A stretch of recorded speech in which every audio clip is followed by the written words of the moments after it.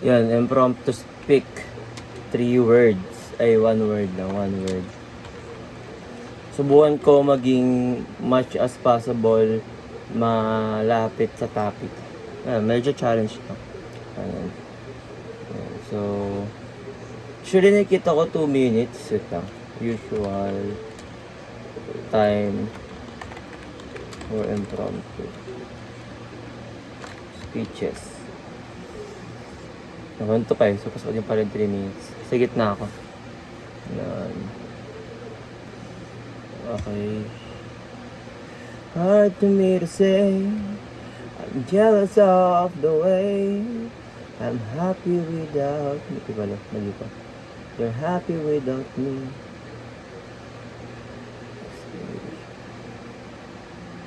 Okay. Wait lang.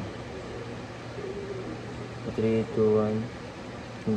Yeah. So, nakuha kong topic or word is integrity. Ang integrity, kung tama yung meaning na alam ko, integrity o integridad ay yung bagay na gagawin mo kahit walang nakatingin, di ba? Mga bagay na gagawin mo kasi gawain mo yun. As a tao, as a pamangkin, as a teacher, sa role mo. Gagawin mo yun nang walang nakakakita sa'yo. Diba? Parang authenticity din. Ganun.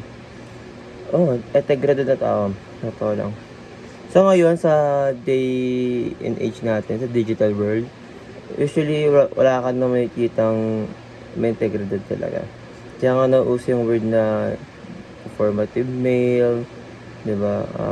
Ano pa ba? LARPing, diba? Ano yun? Live adaptation, ganun.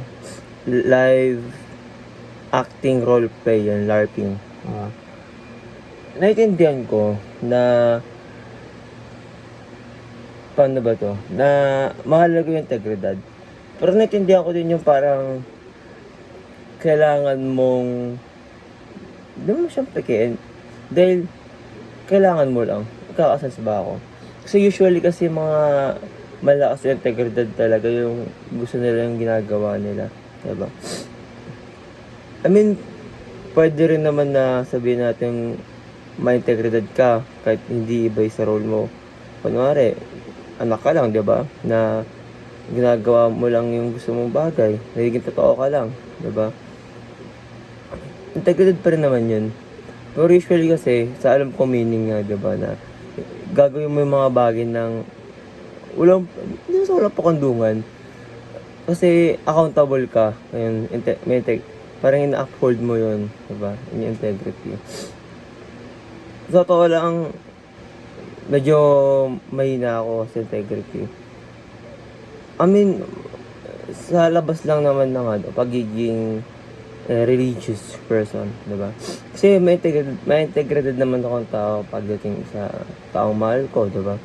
Sa pagiging role model. Ayoko ng ganito, gusto ko may ganyan. May mga set boundaries. Talagang di ko lang talaga magampanan yung pagiging role model sa religion. Totoo lang. Kasi, hindi ko alam eh. Pero nga at least na mas na-manage ko siya ngayon. Pero no early days ko hindi talaga.